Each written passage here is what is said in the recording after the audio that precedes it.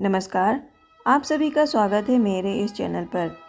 क्या आप लोग जानते हैं ये जो देवोत्थान एकादशी है या देव उठनी एकादशी है, उसका ये नाम कैसे पड़ा?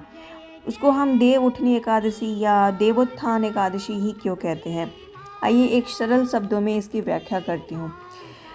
ज्योतिष शास्त्रियों के अनुसार जो आषाढ़ शुक्ल पक्ष की एकादशी को आती है, उसमें देव शयन करते हैं, और जो कार्तिक शुक्ल पक्ष की एकादशी जब आती है तब देव उठ जाते हैं। इसीलिए इस दिन का नाम देवोत्थान एकादशी के नाम से जाना जाता है। मान्यता ये भी है कि देव उठनी एकादशी के दिन भगवान विष्णु क्षीर सागर में पूरे 4 महीने शयन के बाद जागते हैं। भगवान विष्णु के शयन काल के 4 मास में विवाह और भी जो भी मांगलिक कार्य होते हैं, जो भी जैसे कि कुआं पूजन हो गया, शादी ब्याह हो गया, बच्चों का मुंडन वगैरह, कुछ भी नहीं किया जाता है। इसलिए देवोत्थान एकादशी पर भगवान श्री हरि विष्णु के जागने के बाद शुभ तथा मांगलिक कार्य शुरू होते हैं। इस दिन तुलसी विवाह का भी आयोजन किया जाता है।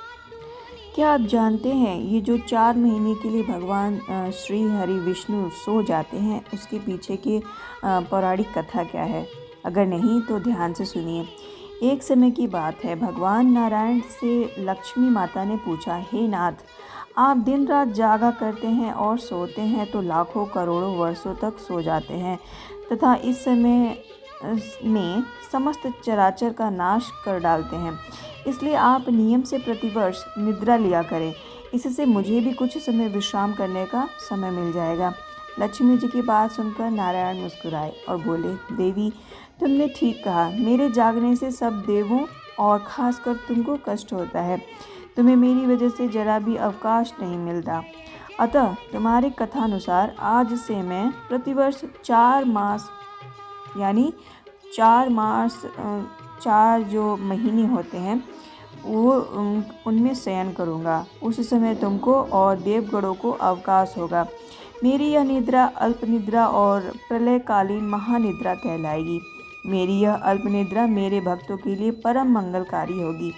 इस काल में मेरे जो भी भक्त मेरे शयन की भावना कर मेरी सेवा करेंगे और शयन व उत्थान के उत्सव को आनंद पूर्वक आयोजित करेंगे, उनके घर में तुम्हारे साथ निवास करूंगा। तो आशा करती हूँ अब आपको पता चल गया होगा ये जो 4 महीने भगवान श्री हरि विष्णु क्षीर सागर में सोते हैं, उसके पीछे का कथा क्या है। तो अब मैं जो पौराणिक कथा आपको सुनाने जा रही हूँ वो प्रबोधिनी एकादशी यानी जो देवोत्थान एकादशी है उसके बारे में। ये एकादशी का प्रचलन कैसे शुरू हुआ, इसकी महत्ता कैसे हुई, ये जानते हैं।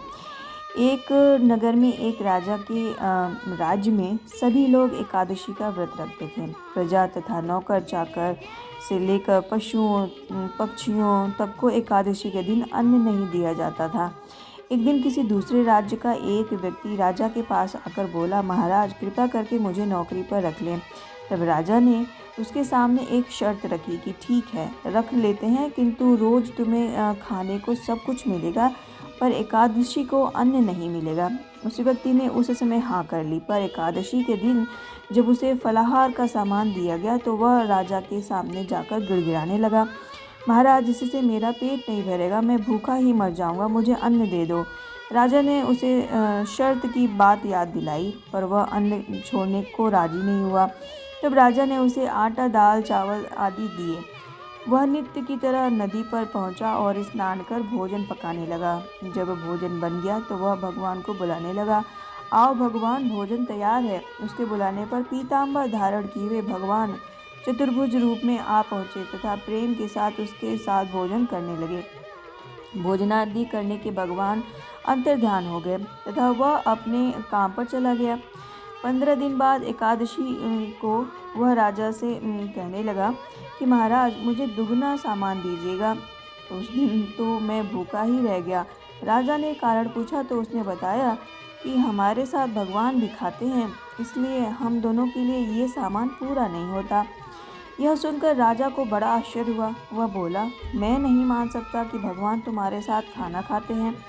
मैं तो इतना व्रत रखता हूँ, पूजा करता हूँ, पर भगवान ने तो मुझे कभी दर्शन नहीं दिए।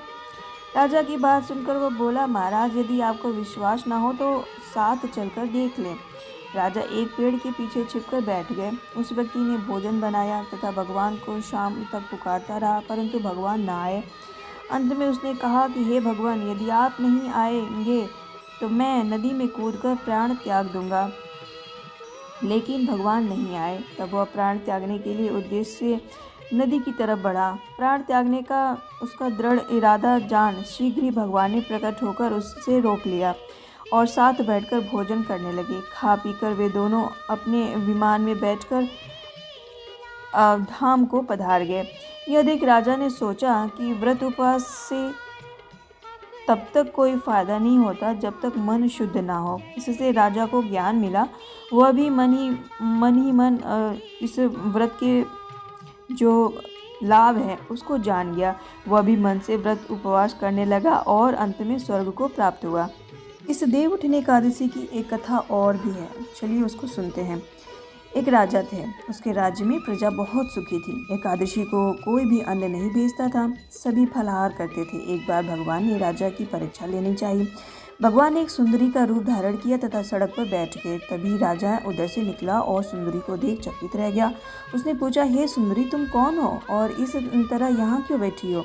तब सुंदरी स्त्री ने, भगवान बोले, निराश्रित हूँ, नगर में मेरा कोई जाना पहचाना नहीं है, किसके सहायता मांगूं? राजा उसके रूप पर मोहित हो गया तथा वो बोला, तुम मेरे महल में चलकर मेरी रानी बनकर रहो। सुंदरी बोली, मैं तुम्हारी बात मानूंगी, पर तुम्हें राज्य का अधिकार मुझे सौंपना होगा। राजा पर मेरा पूर्ण अधिकार होगा। मैं जो भी चाहूँगी बनाऊँगी, तुम्हें वही खाना होगा। राजा उसके रूप पर मोहित था, अतः उसकी सभी शर्तें स्वीकार कर ली। अगले दिन एकादशी थी। रानी ने हुक्म दिया कि बाजारों में अन्य दिनों की तरह अन्न बेचा जाए। उसने घर में मांस मछली आदि पकवाए तथा परोस कर राजा से खाने के लिए कहा। यह देखकर राजा बोला, रानी, आज एकादशी है, मैं तो केवल फलाहार ही करूँगा। तब रानी ने शर्त की बात याद दिलाई और बोली, या तो खाना खाओ, नहीं तो मैं बड़े राजकुमार का सिर काट दूंगी। राजा ने अपनी स्थिति बड़ी रानी से कह सुनाई। बड़ी रानी बोली, महाराज, धर्म ना छोड़ें, बड़े राजकुमार का सिर दे दें, फिर तो हमें तो पुत्र फिर मिल जाएगा, पर धर्म नहीं मिलेगा। इसी दौरान बड़ा राजकुमार खेल कर आ गया। माँ की आंखों में आंसू देखकर वह रोने का कारण पूछने लगा, तो माँ ने उसे सारी पर जो स्थिति थी, जो बात हुई थी, वह बता दी। तब वह बोला, मैं सिर देने को तैयार हूँ, पिताजी के धर्म की रक्षा होगी, जरूर होगी। राजा दुखी मन से राजकुमार का सिर देने को तैयार हुआ तो रानी के रूप में भगवान विष्णु ने प्रकट होकर असली बात बताई। राजन, तुम इस कठिन परीक्षा में पास हुए। भगवान के प्रसन्न मन से राजा से वर मांगने के लिए कहा। तब राजा ने कहा, हमारा उद्धार करे। उसी समय वहाँ एक विमान उतरा। राजा ने अपना राजपुत्र को सौंप दिया और विमान में बैठकर परमधाम को चला गया। तो अब एकादशी की जो व्रत कथा है वो आपको पता चल चुकी है। आशा करती हूँ ये वीडियो आपको पसंद आया होगा। वीडियो को लाइक कीजिए, चैनल को सब्सक्राइब कीजिए और आशा करती हूँ आप सभी स्वस्थ हैं, खुश रहें।